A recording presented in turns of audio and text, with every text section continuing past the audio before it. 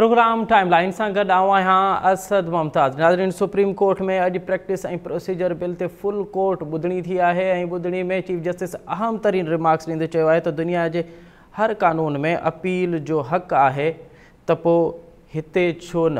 अॼु प्रोग्राम जॾहिं में असां इन ते ॻाल्हाईंदासीं त जेका फुल कोर्ट ॿुधणी थी आहे उहा सूमर ताईं त मुलतवी कई वई है, बल्कि चीफ जस्टिस इहो पिणु चयो आहे त सूमर वारे ॾींहुं इहा इन जी आख़िरी ॿुधणी हूंदी। त हीउ मामिलो वञे काॾे पियो? अॼु चीफ जस्टिस के साम्हूं जेके दलील ॾिना दरख़्वास्त गुज़ारनि जे वकीलनि, उन में इहो पिणु चयो वियो त पार्लियामेंट सादे अक्सरियत सां आइन जे आर्टिकल में जेका तब्दीली आहे उहा नथी करे सघे। त ॿिया बि अहम तारीन रिमार्क्स हूंदा प्रोग्राम में, असां उन्हनि ते तफ़सीली ॻाल्हाईंदासीं। ऐं गॾोगॾु इहो इन ते पिणु ॻाल्हाईंदासीं त निगरान वज़ीर आज़म अनवार उल काकड़ जी सदारत हेठि एपिक कमेटी जो इजलास थियो आहे ऐं उन में फ़ैसिलो कयो वियो आहे त ग़ैर क़ानूनी तौर ते तरसियल परॾेहनि खे 1 नवंबर ताईं मोहलत ॾिनी वई आहे। उनखां पोइ उन्हनि खे गिरफ़्तार पिणु कयो वेंदो ऐं उन्हनि जी मिल्कियत पिणु ज़ब्त कई वेंदी।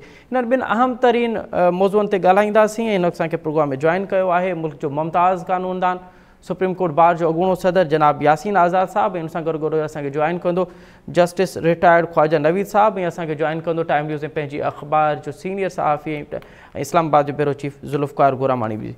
यासीन आज़ाद साहब, सर आपसे प्रोग्राम का आगाज़ करते हैं। आज जो हेयरिंग हुई है फुल कोर्ट की, वो आपने यकीनन उसको लाइव भी देखा होगा और आपने फिर उस पर जो रिमार्क्स हैं वो भी आपने सुने भी होंगे और देखे भी होंगे। आज बड़े अहम रिमार्क्स आए हैं। एक तो चीफ जस्टिस साहब ने ये भी कहा है कि दुनिया के हर कानून में अपील का हक़ है, फिर इस कानून में अगर हक़ दिया जाता है तो जो वकील साहब थे उनसे मुखातिब हो कि फिर आपको क्या तकलीफ़ है। सर ये ज़रा बताइएगा कि ये जो सो मोटो का अब तक जो है मामला, उसमें दुनिया के कहाँ कहाँ पे हक़ हासिल है और यहाँ पे अगर हक़ हासिल दिया जा रहा है तो फिर इसका अब तक सर फ़ायदा किसको आगा? ये तासुर जो दिया जा रहा है कि फ़कत मियाँ नवाज़ शरीफ के केस में उनको फ़ायदा होगा, इसलिए जो ये कानून बनाया गया है, इस पर ज़रा रोशनी डालिएगा सर प्लीज़।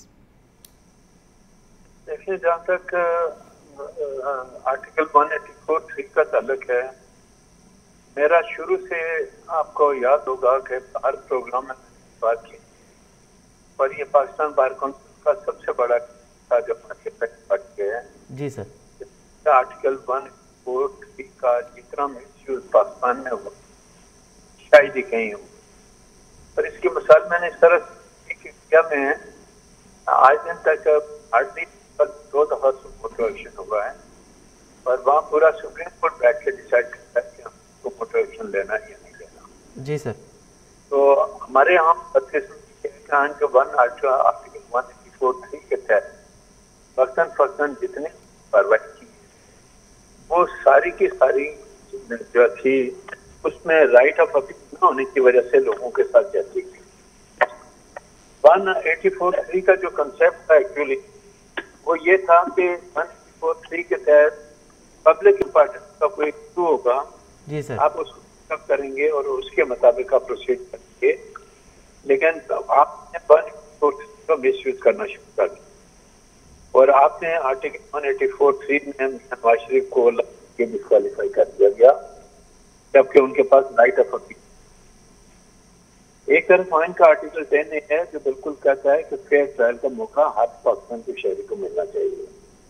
तो जब 184(3) जो हमारा टैक्स कोड है, अगर किसी को लाइफ के लिए डिस्क्वालीफाई करता है और आप राइट ऑफ अपील देते हैं तो क्या आइन के आर्टिकल 10A की वायलेशन नहीं होती है? क्योंकि आपने खुद कहा कि फेयर ट्रायल पाकिस्तान के हर शहरी का हक हासिल है। जी सर। अब रह गया मामला ऑनरेबल सुप्रीम कोर्ट के चीफ जस्टिस साहब का। आपको याद होगा कि अपने प्रोग्राम में मैं हमेशा ये बात करता रहा जी कि पार्टी के इदारे को सबसे ज्यादा मजबूत इदारा होना चाहिए। बिल्कुल सही। क्यों? पार्टी का इदारा वो इदारा कानून साजी करता है, अदलिया के इदारे के पास कानून साजी के इख्तियारात नहीं है। सही। और साजी का जिसके पास इख्तियार है उसका इख्तियार सबसे ज्यादा उसको इम्पोर्टेंस देनी चाहिए। जैसे फैजी साहब का चीफ जस्टिस बनने से पहले भी उनका पॉइंट ऑफ व्यू ये था कि पार्लियामेंट जब कोई कानून साजी कर देती है तो हमें उसके खिलाफ किसी किस्म का कोई कार्रवाई नहीं करनी चाहिए। ज्यादा से ज्यादा सुप्रीम कोर्ट के पास ये ऑप्शन रह जाता है कि अगर कोई कानून साजी होती है और मामला सुप्रीम कोर्ट में जाता है तो आपने ये देखना है कि उस कानून साजी में कोई ऐसी कानून साजी तो नहीं हुई जिससे किसी का बुनियादी हक जो है वो खत्म हो रहा हो। अगर आप ये समझते हैं कि वो कानून साजी बुनियादी हकूक से मुतसादिम है तो आप कुछ शिक को डिक्लेयर कर सकते हैं नल एंड वाइड, ना कि पूरे के पूरे कानून को कर सकते हैं। अब बदकिस्मती बात यह है कि एक तरफ आप कहते हैं जी हमारा मुल्क जमहूरी है, हम जमहूरियत पे यकीन रखते हैं, और दूसरी तरफ हम ये कहते हैं कि ऑनरेबल चीफ जस्टिस को जो बेंच कंस्टिट्यूट करने का है ये उसकी स्वाबदीद है, बाकी जजेस को इख्तियार नहीं होना चाहिए जी। ये चीफ जस्टिस हमारे ये कहते हैं कि नहीं, बेंच भी अगर कंस्टिट्यूट हो तो जजेस के मशावरत से हो। ओके। और सुप्रीम कोर्ट के ऑनरेबल चीफ जस्टिस का शुरू से ये ओपिनियन है कि ये जो कानून साजी हुई है ये बिल्कुल सही हुई है, ये गलत नहीं है। और यही वजह है कि 5-6 महीने तक आपने देखा होगा कि जब तक इस कानून साजी का झगड़ा रहा वो किसी बेंच के अंदर नहीं बैठे।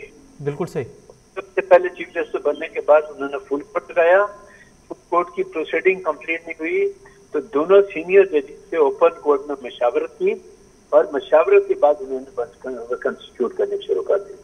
इसका मतलब ये हुआ तो चीफ जस्टिस ने जो प्रोसीजरल एक्ट था जो हमारी पार्लियामेंट ने बनाया था उसको ज़हनी तौर पे एक्सेप्ट कर लिया था कि ये कानून साजी सही है। अब ये मामला फुल कोर्ट के सामने है। फुल कोर्ट कल क्या डिसाइड करता है मुझे नहीं पता, क्योंकि फुल कोर्ट में जो मेजॉरिटी जजमेंट होगा वही प्रिवेल करेगा। लेकिन मैं ये समझता हूँ कि इस कानून के अंदर जो राइट ऑफ अपील दिया गया जी सर, ये एक बड़ा काम है जो आना चाहिए था। क्योंकि रिव्यू पिटीशन में जब हम वकील लोग सुप्रीम कोर्ट में जाते हैं तो हमें एक ही जुमला कह के फारिग कर दिया जाता है कि जो ऑर्डर है या जो जजमेंट है ऑन द सरफेस ऑफ आप बता दें कि इस जजमेंट के अंदर क्या खराबी है। सही सर। और 2 जुमले देने के बाद रिव्यू पिटीशन में लिमिटेड स्कोप है, 2 मिनट में हमें फारिग कर दिया जाता है जी। राइट अपील में ये हो जाएगा मसलन 4 जज या 5 जज कोई फैसला कर लेते हैं और उससे कोई पार्टी एग्रीव्ड है तो उसमें कानून में ये लिखा होगा कि वो 5 जजों में से कोई उस अपील के अंदर नहीं बैठेगा, जो बाकी मानदा जज हैं सुप्रीम कोर्ट के वो बैठेंगे जी सर, और वो फैसला करेंगे जी सर। ये मामला जो है कहता हूँ ये साजी बेहतरीन कानून साजी है। हमारी पॉलिटिकल पार्टीज के तो वकला बरादरी आज सुप्रीम कोर्ट में खड़े हैं, आपने देखा था एक मखसूस जमात के लोग सबसे ज्यादा उस कानून के खिलाफ की मुखालफत कर रहे हैं जी सर। तो मैं ये समझता हूँ कि ये जो कुछ हुआ इसमें जो अपेक्स बॉडी है पाकिस्तान बार काउंसिल या सुप्रीम कोर्ट बार हम सब वकला की जो कंसेंट शामिल है और जो हमारा डिमांड ये था कि ये काम बहुत पहले हो जाना चाहिए था। ओके। तो अब हुआ तो आपने देखा होगा कि एक कानून बना ही नहीं तो इस वक्त ऑनरेबल सुप्रीम कोर्ट ने उसको स्टे दे दिया जो नहीं देना चाहिए था, स्टे हो गया। लेकिन ऑनरेबल चीफ जस्टिस ने चार्ज लेने के बाद फौरी तौर पर उसी कानून को टेकअप किया ताकि उनका जो प्रिंसिपल स्टैंड है उस पर किसी के चाहिए। तो मैं ये समझता हूँ कि ये जो लोग कहते हैं कि इस कानून का फायदा नवाज शरीफ को मिलेगा, फलां को मिलेगा जी, उनकी अप्रोच बिल्कुल गलत है। तो सर ये तासुर गलत है कि ये सब कुछ जो कुछ हुआ है वो फकत मियां नवाज शरीफ को अपील के हक देने और जहांगीर तरीन को अपील के हक देने के लिए, ये फकत 2 फर्द की हक देने के लिए ये कानून साजी की गई। सर देखें मियां नवाज शरीफ साहब के पास ऑप्शन था रिव्यू पिटीशन का, वो अवेल कर चुके हैं जी सर। मियां नवाज शरीफ साहब को डिस्क्वालीफाई जो किया गया जी सर, वो नैब के जजमेंट के मुताबिक फिट किया गया जी सर। कल नैब के कोर्ट में अगर उनकी सजा बरकरार रहती है तो मियां नवाज शरीफ का इलेक्शन कहाँ से लड़ेंगे। तो मेन केस उनका नैब का वो केस है जो उनके रास्ते में है, तो उसमें कल अगर उनका इक्विटल हो जाता है जी सर और नैब कोर्ट ने जो उनको 10 साल के लिए डिस्क्वालीफाई किया है वो डिस्क्वालिफिकेशन तो खत्म हो जाएगी ना, तो फिर उनका राइट तो बनता है। तो आप ये कहना कि इसका बेनिफिट पाकिस्तान के किसी भी शहरी का अगर कानून के मुताबिक उसके साथ ज्यादती हुई तो अगर उसका फायदा उसको मिलता है जिसमें कोई बुराई नहीं, इंसाफ काम करना की जिम्मेदारी हमारी अदलिया की है और अदलिया को ये देखना चाहिए कि 184(3) के तहत वक्तन फौकतन जितने फैसले किए गए हैं उनको रिव्यू करने की जरूरत है या नहीं है। राइट ऑफ अपील में समझता हूँ बिल्कुल जायज काम होना चाहिए। जी सर। अरे यासीन साहब ये भी ज़रा सर इस पे भी आप अपना नुक्ता नज़र से दीजिएगा। आज एक और रिमार्क्स भी बहुत अहम आया है और वो ये कि सुप्रीम कोर्ट ने कहा है कि ये 184(3) जो है इसका अख्तियार जो है वो गैर मामूली है और दुनिया के किसी भी मुल्क में ऐसा नहीं है। सर इस पे क्या ये फ़कत पाकिस्तान में है, हिंदुस्तान में भी नहीं और बाकी मुल्कों में भी ये नहीं सर? सर हिंदुस्तान में है, लेकिन हिंदुस्तान के मुताबिक मैंने आपको कहा कि वहाँ 27 जज हैं सुप्रीम कोर्ट के, जब कोई पिटीशन आती है तो वो सारे पहले बैठते हैं, डिसाइड करते हैं जी कि हमें सो मोटो एक्शन लेना चाहिए या नहीं लेना चाहिए। ओके। वहाँ मशावरत से होता है। यही वजह है कि हिंदुस्तान की तारीख में हार्डली 2 दफा जो उनका आर्टिकल है जिसके तहत वो कार्रवाई करते हैं सो मोटो, जी सर, 2 दफा इख्तियार को उन्होंने इस्तेमाल किया है। जी सर। हमारे यहाँ तो किसी अस्पताल वाले ने अगर कोई गलती की है तो डॉक्टर के खिलाफ भी उसका इस्तेमाल हुआ है। Okay sir. ये तमाम मामला जो है बिल्कुल गलत है। जी और सर। मैं ये समझता हूँ कि ये प्रोसीजर राइट जो आप सुप्रीम कोर्ट में आता है, जी सर, ये बिल्कुल जायज है कानून, और इसमें मशावरत का अमल शामिल है। जी ज्यादा बेहतर यही है कि इसके मामले को कंटिन्यू। अच्छा यासीन साहब, जैसे आपने शुरू में कहा कि चीफ जस्टिस साहब चीफ जस्टिस बनने से पहले ही ज़हनी तौर पे उन्होंने समझ लिया था कि ये कानून बन चुका है और इसलिए वो किसी बैच में नहीं बने। तो सर इस पे 2 हेयरिंग अब तक हुई हैं और फिर चीफ जस्टिस साहब ने कहा है कि जो आने वाला पीर है उस पे आखिरी हेयरिंग होगी और हम इस पे फैसला करेंगे और हम ज़्यादा वक्त नहीं दे सकते क्योंकि दीगर मामलात भी हैं। तो सर आपको क्या लगता है कि ये फैसला इम्कानी तौर पे क्या आप समझ रहे हैं कि practice and procedure bill pay chief justice और दीगर जो जज साहबान हैं, किस तरह का सर आपको लग रहा है कि फैसला आने वाला है इम्कानी तौर पे सर?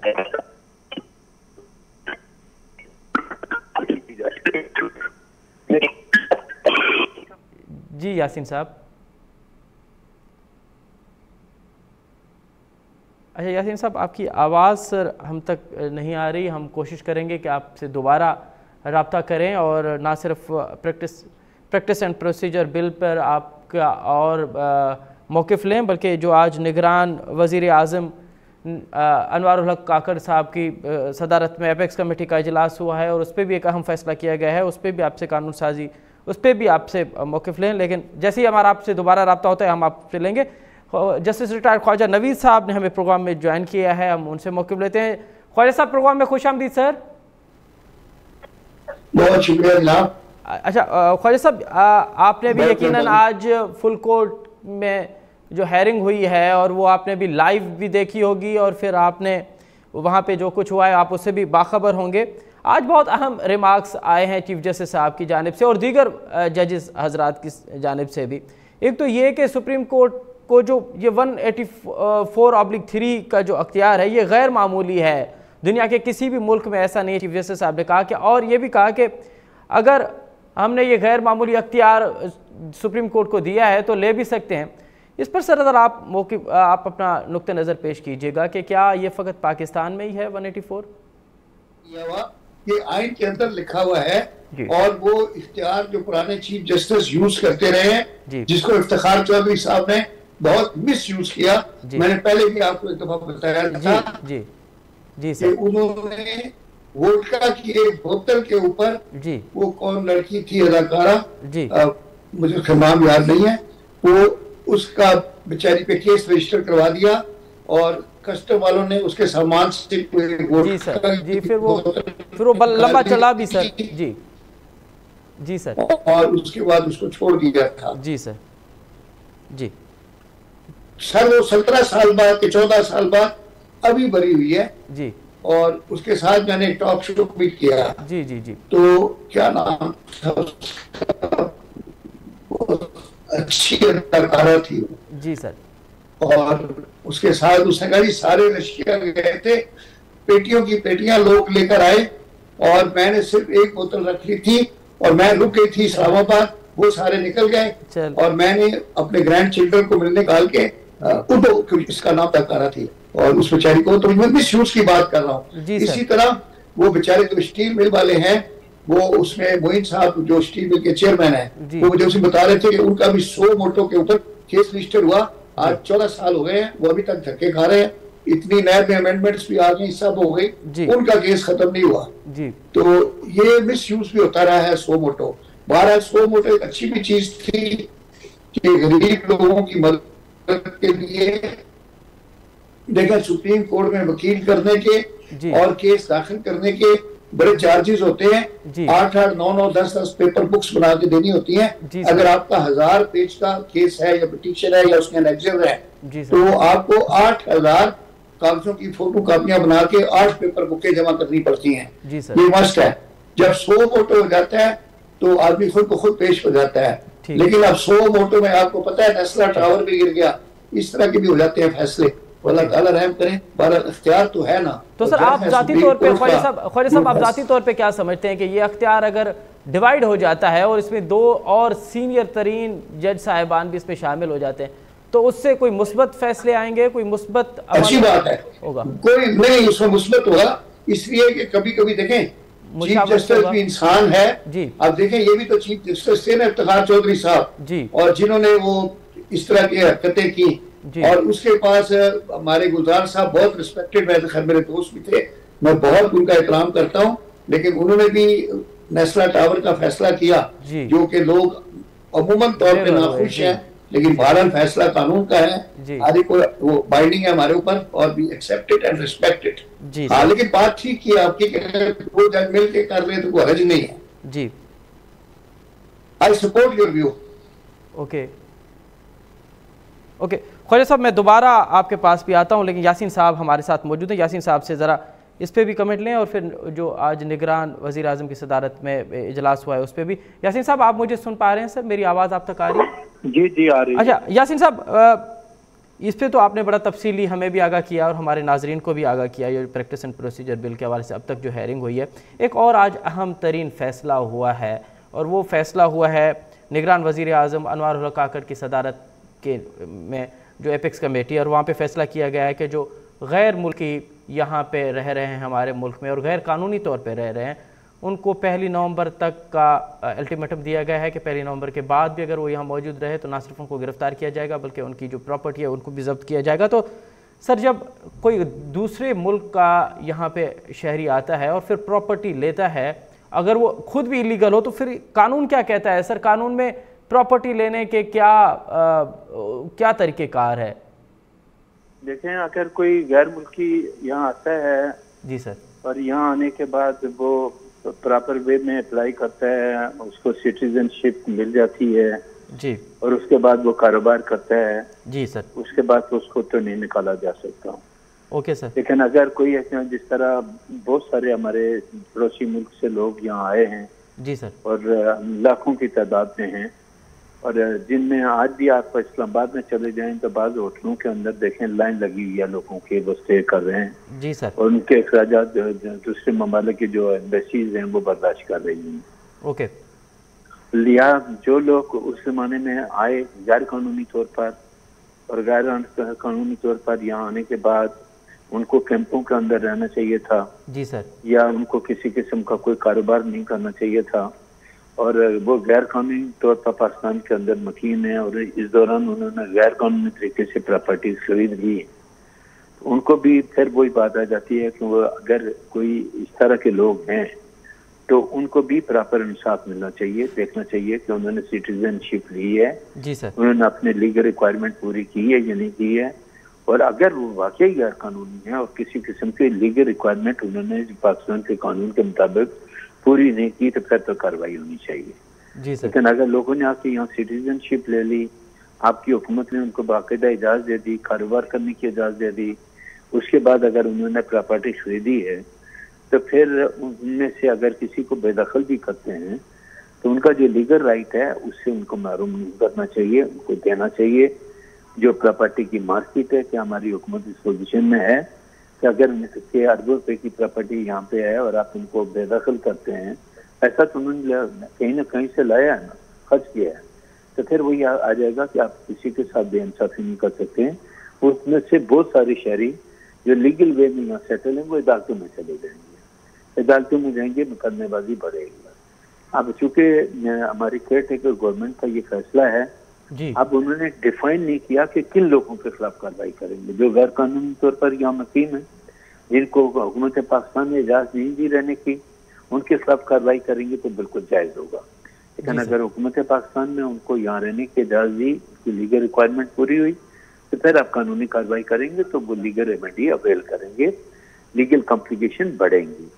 तो मैं ये समझता हूँ कि आप ये तमाम फैसला जो हमारी टेकर गवर्नमेंट ने की, इससे पहले कोई पॉलिटिकल गवर्नमेंट इस मामले में स्टेप नहीं उठा सकी, तो ज़ाहिर है कि केयर टेकर गवर्नमेंट जो है वो आवाम को तो जवाबदेह नहीं है ना किसी भी सूरत में, ना वो किसी इंतखाबात में हिस्सा ले रहे हैं। पॉलिटिकल पार्टीज के रास्ते में कई मुश्किल होती हैं। ठीक, तो मैं ये समझता हूँ ये जो फैसला उन्होंने किया, इसकी डिटेल अभी तक हमें नहीं पता चला कि उन्होंने इसको किस तरह से तकसीम किया है, किन लोगों को वापस भेजेंगे और किन को यहाँ रहने देंगे।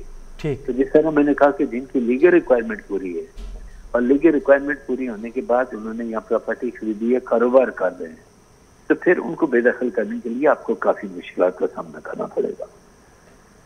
ठीक सर, तो आप समझ रहे हैं कि इनके खिलाफ कार्रवाई भी होते हुए आपको नजर आ रही है सर, या दीगर जो माजी के इजलास हुए हैं फिर ये मामला भी आपको वैसे ही नजर आ रहा है? मुझे यहाँ ये लग रहा है कि ये काफी मुश्किल काम है और इस मुश्किल काम को फेस करने के लिए आपको मुश्किल सूरत-ए-हाल से दो चार होना पड़ेगा। और फिर मैं वही कहता हूँ कि इन लोगों को दो हिस्सों में तकसीम करें। एक वो जो बगैर परमिशन के यहाँ रहते हैं और कारोबार करते हैं, उनको तो किसी किस्म की रियायत नहीं होनी चाहिए। ठीक है, लेकिन जिन लोगों को हुकूमत ने इजाजत दी और वो कारोबार करते हैं उनको फिर डिफरेंट वे में आपको डील करना चाहिए। और हुकूमत ने जो ऐलान किया है जी सर, उसकी एक वाज़ेह पॉलिसी सामने आनी चाहिए ताकि लोगों में किसी किस्म का जो है ना कोई तशवीश ना पाई जाए। सर बहुत शुक्रिया यासीन आज़ाद साहब, आपने दोनों मामलों पे अपना नुक्ता नज़र दिया। ख्वाजा नवी साहब, आप मुझे सुन पा रहे हैं सर? मेरी आवाज़ आप तक आ रही है सर? जी सर बिल्कुल, यासीन आज़ाद का मैं सुन रहा था। अच्छा ख्वाजा साहब, हम जी ख्वाजा साहब हम जरा दोबारा आते हैं practice and procedure bill pay. आज बहुत अहम रिमार्क्स आए हैं और एक रिमार्क्स ये भी आया, एक बल्कि ये तो दलील दी जो दरख्वास्त गुजार के वकील साहब थे, उन्होंने कहा था कि पार्लियामेंट जो है वो सादी अक्सरियत से आइन के आर्टिकल को तब्दील नहीं कर सकती, उसके लिए जो है वो 2/3 अक्सरियत चाहिए, 2/3 मेजॉरिटी चाहिए। तो सर यहाँ पे जो प्रैक्टिस एंड प्रोसीजर बिल में क्या यहाँ पे सर 2/3 अक्सरियत नहीं थी, ये सादी अक्सरियत से हुआ है सर? ये तो बिल है ना, उसको उन्होंने एक्ट बनाया है। जी सर। अच्छा, अब ये जो एक्ट के जरिए आईनी तरमीम को आया नलीफाई किया जा सकता है या नहीं किया जा सकता, ये डिबेटेबल क्वेश्चन है। मेरा जो जाती व्यू बतौर लॉ के स्टूडेंट के वो ये है कि पार्लियामेंट जो है सिंगल मेजॉरिटी से अगर कोई कानून पास करती है तो उस कानून के जरिए आइन की किसी शिक को कालकम नहीं करार दिया जा सकता, या उस पर कोई पाबंदी नहीं की जा सकती, या उसके अंदर कोई अमेंडमेंट नहीं की जा सकती। ये बतौर कानून के तालिब इल्म के मैं ये अर्ज करता हूँ। बाकी जजेस फैसला कर रहे हैं, वो देखेंगे, वो हमसे ज्यादा काबिल है। अच्छा, मेरा व्यू ये है कि इट कांट बी डन। आईनी तरमीम को सिंगल मेजॉरिटी से तब्दील नहीं किया जा सकता, उसके लिए 2/3 मेजॉरिटी चाहिए। हाँ, कोई कानून पास करने के लिए सिंगल मेजॉरिटी चाहिए और वो कानून आप जो चाहें बना लें। अगर वो कानून आइन से मुतसादिर होगा तो आइन से वो खत्म हो जाएगा। ख्वाजा साहब, आज जो हेयरिंग हुई है वहाँ पे भी ये सवाल किया गया और मैं आपसे भी ये सवाल कर रहा हूँ, और क्योंकि मैं भी और हमारे नाज़रीन भी इस बात को समझने की कोशिश करेंगे कि क्या पार्लियामेंट के पास ये अख्तियार है कि वो सुप्रीम कोर्ट के रूल्स बनाए? I don't think they can do that. Supreme court के रूल्स सुप्रीम कोर्ट खुद बनाता है, पार्लियामेंट ये सब पार्लियामेंट नहीं बना सकती सुप्रीम कोर्ट के रूल सर? मेरा व्यू ये है, मतलब आगे देखें क्या सुप्रीम कोर्ट वाले कहते हैं। मेरा व्यू ये है कि सुप्रीम कोर्ट के रूल सुप्रीम कोर्ट खुद बनाएगा। बाकी पार्लियामेंट कोई कानून बना सकती है, बाकी रूल्स वगैरह जो है वो खुद बनाते हैं। सर अगर ये जरा हम practice and procedure bill pay भी हैं और इससे थोड़ा सा हट के भी बात कर रहे हैं कि अगर रूल्स में तब्दीली करनी चाहिए तो फिर क्या प्रोसेस है सर? रूल्स में तब्दीली सुप्रीम कोर्ट खुद कहेगा कि उनकी जो भी अपेक्स कमेटी आपस में है वो रूल्स साज कमेटी जो है अमेंडमेंट भी वही कर सकती है। तो पार्लियामेंट इस हवाले से जो है पार्लियामेंट जो है सुप्रीम कोर्ट के अंदरूनी मामलात में दखल नहीं दे सकती। बिल्कुल।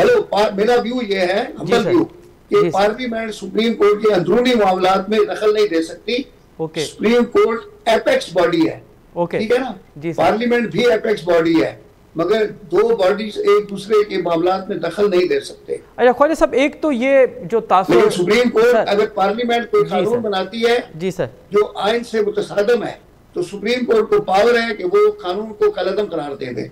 जी सर। अच्छा ख्वाजा साहब, एक जो ये तासुर जो पीटीआई के वकला हैं और जो दीगर पार्टियों के भी कुछ लोग हैं वो ये तासुर दे रहे हैं कि ये जो practice and procedure bill act जो है वो उस वक्त की हुकूमत ने फ़कत इसलिए बनाया था कि क्योंकि इसमें नवाज शरीफ और जहांगीर तरीन को अपील का हक दिया गया है। तो क्या आप टेलर मेड है ना सर? वो तो हमने उस वक्त कहा था कि वो बिल्कुल टेलर मेड है, जिसमें उनकी अपनी अपनी जो रिक्वायरमेंट थी उसको पूरी करने के लिए यानी पर्सनलाइज्ड था, किसी पर्सन के लिए बनाया गया। तो इस तरह का बिल उड़ जाता है, सुप्रीम कोर्ट वाले उड़ा देते हैं। तो आप भी यही समझ रहे हैं? कलअदम करार हो जाता है। तो सर आप भी यही समझ रहे हैं? मैं समझता हूँ कि ये कलअदम होना चाहिए। अच्छा ठीक है।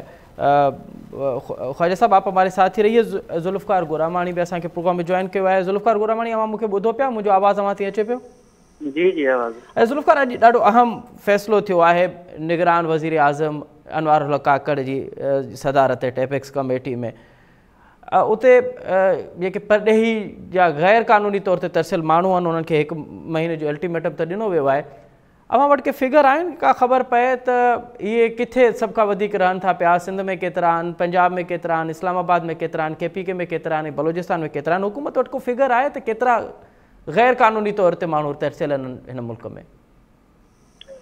ॾिसो, बुनियादी तौर ते हुकूमत जेको अॼु इजलास कयो आहे यानी एपेक्स कमेटी जो जेको इजलास आहे उन कमेटी जे अंदरि 1 महीने जो यानी 28 ॾींहंनि जो जीअं वज़ारत इतलात जा जेके वज़ीर आहिनि उन्हनि बि चयो आहे त 28 ॾींहं उन्हनि वटि आहिनि त उहे 28 ॾींहंनि में वापसि पंहिंजे मुल्क हलिया वञनि। पर बुनियादी तौर ते जेको सुवालु आहे त जेको ऑपरेशन थींदो यानी उन्हनि खे 28 ॾींहंनि खां पोइ जेके गैर मुल्की जेकी गैर क़ानूनी तरीक़े सां मुल्क अंदरि रहनि पिया त उन्हनि जे ख़िलाफ़ु ऑपरेशन थियण वारो जेको मामिलो आहे त उन में बुनियादी तौर ते नादरा खे बि इहो चयो वियो आहे त उन्हनि जा पासपोर्ट बि चेक कया वञनि। त मक़सदु इहो आहे त इहा जेका डेटा आहे उनखे कलेक्ट करण जो ई बुनियादी जेको मक़सदु आहे त उनखे इहो कलेक्ट करे सघिजे त मुल्क अंदरि केतिरा गैर क़ानूनी शहरी रहनि पिया। पर बुनियादी तौर ते जेकॾहिं हिन सॼे मामले खे तव्हां ॾिसो त इहो सॼो मामिलो इहो आहे त जेके अफ़गानिस्तान जा जेके अफ़गान मुहाजिरीन जंहिंखे असां चऊं था या उन्हनि जी फिगर जेका असां अॻु में बि डिस्कस करे चुका आहियूं त उन्हनि जो तइदादु 30 लख बि ॿुधायो वेंदो आहे। कॾहिं कॾहिं इहो बि चयो वेंदो आहे त जेकी मुल्क जे मुख़्तलिफ़ शहरनि में उन्हनि जूं कैंप्स आहिनि ऐं उन्हनि कैंप्स जे अंदरि तव्हांखे ख़बर आहे त अक़वाम मुतहिदा जो जेको इदारो आहे UNHCR त उन्हनि जा कार्ड बि उन्हनि वटि हूंदा आहिनि त उन्हनि खे त क़ानूनी करार ॾेई बि सघिजे थो। पर बुनियादी तौर ते जेको नेशनल एक्शन प्रोग्राम तव्हां ॾिठो हूंदो त काफ़ी वक़्त खां काफ़ी सालनि खां नेशनल एक्शन प्रोग्राम जे अंदरि इहो मामिलो ज़ेर बहस आहे त जेके गैर क़ानूनी गैर मुल्की रहनि पिया त उन्हनि खे कढियो वञे ऐं उन्हनि खे एक्सटेंशन उन्हनि जी तारीख़ यानी जेकॾहिं क़ानूनी बि आहिनि त उन्हनि खे एक्सटेंशन न ॾिनी वञे।